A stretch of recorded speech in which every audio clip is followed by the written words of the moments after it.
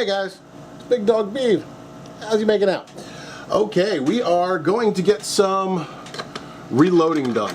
As you guys hopefully know, I have a new chronograph that I just got in, and luckily I was able to get a bunch of rounds chronoed before I shot the thing, but I'm not 100% positive, and I want to run some of those loads again across the new chrono. Here's the thing, I just talked to the match director for Ontolani and Guthsville, Dave Bear, and I asked him if he could bring his chronograph along to the next match at Guthsville.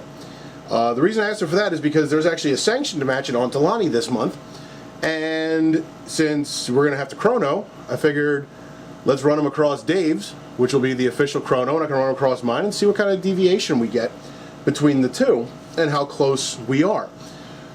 Dave has I don't know what he has. I'm willing to bet he's probably got a Competitive Edge Dynamics M2 or G2 or something like that. One of the more professional type ones. So what we're going to do tonight is we are going to make up a bunch of loads that we want to chrono on Sunday, just to see where we stand. I can get them in my books. Plus, it'll give me a chance to get mine working out at the range. Here's the good news. I've already got a bunch of rounds that I've made. Let's start with what's in this box here.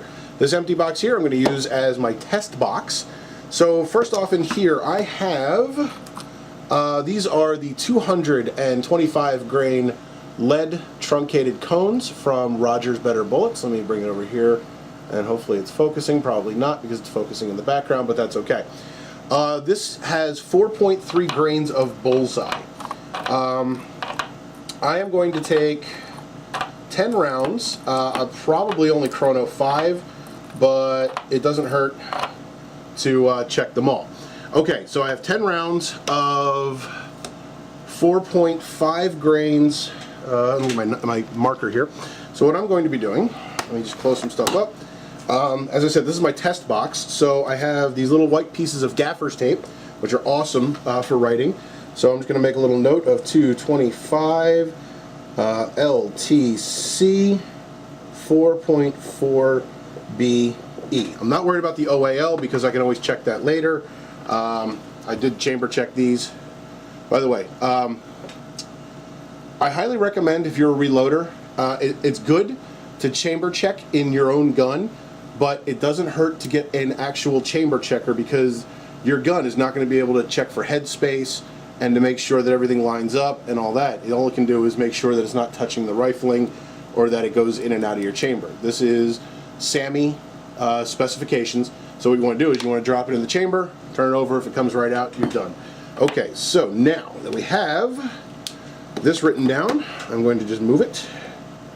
I couldn't write it where I wanted to write it because it's a little lumpy up there. Okay, so that's the first part. Second part is I have these rounds here. These are the Black Bullet Internationals. These are 230 grain moly coated bullets or polymer coated bullets. I will drop 10 of these in here. These have 4.3 grains of bullseye, and now when I tested these, both of these loads were running around 850 feet per second.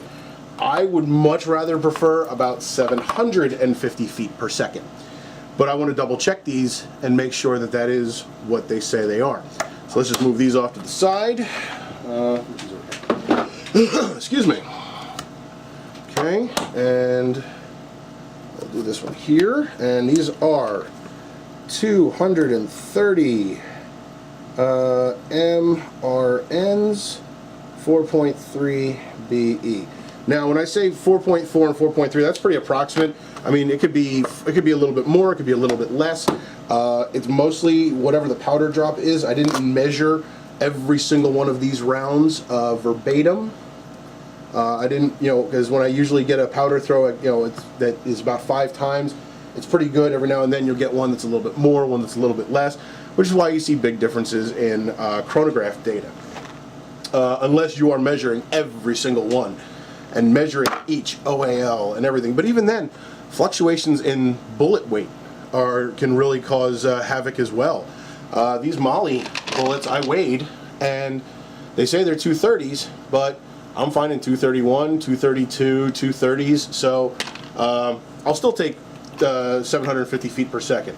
Okay, these here, again, moly-coated bullets. These are also bullseye, but these are about 4.0 and 4.1 grains, somewhere in that area. I'm actually going to throw these at the bottom so that I don't confuse them with the other mollies that are up there, although I don't think I really can confuse them because I have not marked these cases yet. As you can see, I do mark my cases, and that's only because if I get the chance to pick up my brass at a match, most of the matches that I attend are lost brass matches. If I do get the opportunity to pick up my brass, then I know which ones are mine and I'm not snagging somebody else's. It's just a little bit better that way. So 230 MRN. And what did I say these were? 4.1 BE. Okay, so what we need to do tonight is we need to make up a handful of rounds that I want to get across the chronograph. I want to do, let's see, I want to make up, let's see, you know what, hang on.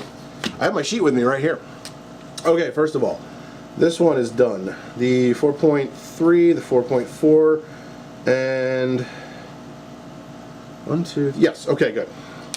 So what I want to make up tonight is I want to do 2 more loads with clays and 1 more load with bullseye. For the clays, because I do not have the clays loaded up into my powder hopper over here, here's what we're going to do tonight. Okay, I don't have, unfortunately I do need my press over here because I have to deprime and then reprime.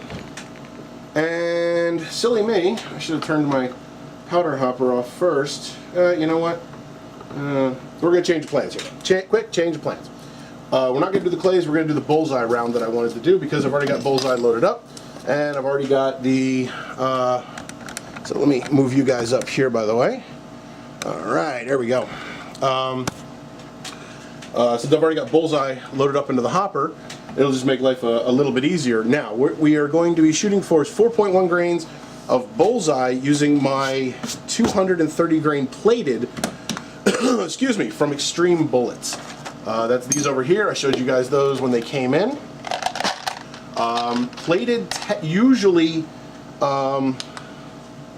chrono's slower than lead or moly-coated bullets. I think people say that the lead is actually kind of sticky, stuff like that. Okay, I just weighed one here, 229.4. I'm close, I'm happy with that. Again, same thing here. I'm looking for around 750 feet per second for a 230 grain bullet to make around 169 to 170 power factor. Yes, I know competition is 165, but that leaves me a margin of error for warm weather, hot weather, things along those lines. Okay, we have reprimed our brass. And let's make sure it's good. We're going to go ahead and stick it on the scale.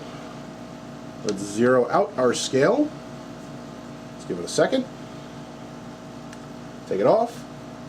Now what I'm doing here is I'm verifying what that negative number is. Because I want to be able to, because when you move the bench, obviously things move. So it was 91.6. Wait for it to get back down. So when I charge up my round, of course it's going to give me a headache while I'm trying to do it, I'll sit here and wait for this to go back down to 91.6. And that's what I get for bumping the bench. Whoa, 4.8. Holy crap. Okay, let's try that again. See, this is why you do weigh and you check every time. Despite the fact that I haven't really touched any of my settings, you still need to get the powder moving again. Some people have said that the point of the turret press and part of the powder hopper for a Lee turret press is that it has to go around. That helps with the movement of the powder and that kind of stuff, which is correct to a point.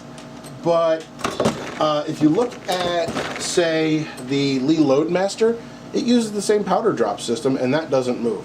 The shell plate moves. All right, see, I'm at 4.2. We're getting close. We are getting close. What is that? Perfect, 4.1. Okay, see, we're actually going to weigh each and every one of these charges. So, and we're setting them to a depth of 1.245. Oh, geez, I left that on. That wasn't good. Okay. So, I'll get this on here. Okay. Well, it says 1.25. I'm actually okay with 1.25, somewhere around 1.24 and a half, 1.25, and that should be good. Let's go ahead and we crimped it. Let's go ahead and chamber check it. Drops in, drops out. Perfect. Alright guys, we're back. Here's what I have done in the meantime, is I have gone ahead and I have 20 cases in here. I don't have a reloading block, so I'm using this as my reloading block for today. Don't normally need one because I usually do everything over on the press. But what we're going to do now is, because I do not have clays set up in the hopper and I really don't feel like cleaning it all out, and I'm trying to get rid of the bullseye before I fully switch over to using the clays. But what I do want to do is I want to test some loads. If you remember the chronograph video before I shot the chronograph, I was able to successfully chronograph my moly coated bullets from Black Bullets International with 3.9 grains of clays, and I only did about 5 rounds, which is fine, and that got me 739 feet per second, which will make power factor at about 169, and I'm perfectly fine with that. So what we're going to do here, because we are not going to be using, this is number 1, right? Yep. Because we are not using the press for the depriming, priming, for the resizing, depriming, priming, and then flaring. Stupid cat hair. I've already done all that. I've already flared all the mouths. Just using this to hold everything up. What I'm going to do is I have my powder pan right here on my scale, so I'm going to go ahead and turn it on with it on there so it zeroes it out. And in order to get the powder in here, I'm just going to use the little dipper that came with the my reloading dies, and I'm going to just measure out 3.9 into the pan. I've done this before, and what I'm going to do is I'm going to move this dipper around inside here like this, kind of get it any static that might be in there, so I don't lose any, I don't get any powder sticking or anything like that. So basically what I'm going to do is I'm just going to take a ladle here, and I'm going to drop it in the pan. One ladle is 3.2, so, oh jeez. So I'm just going to take another ladle, and basically I'm going to do my own trickle. And I went too far. So let's just go ahead and scoop a little bit out. Okay. So the idea here is that, you could use a trickle or one of the ones that'll, measure it out automatically for you. I